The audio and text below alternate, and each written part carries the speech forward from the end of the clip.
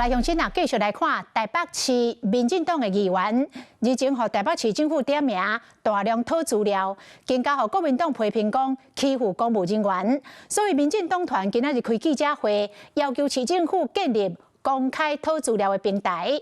台北市長周滿安是回應講，尊重議員的提案。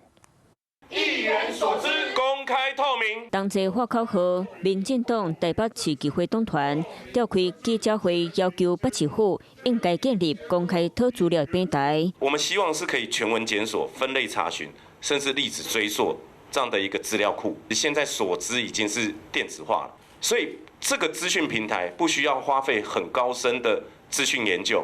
其實立即就是可以建立。議員簡舒培嘛強調，除了建立平台減輕公務人員負擔，倒一個議員討倒一寡資料，嘛應該全部公開透明。因為之前蔣市府點名簡舒培和林延鳳是討資料數量排行1、2名的，兩邊閣為着這件代誌佇咧質詢小結。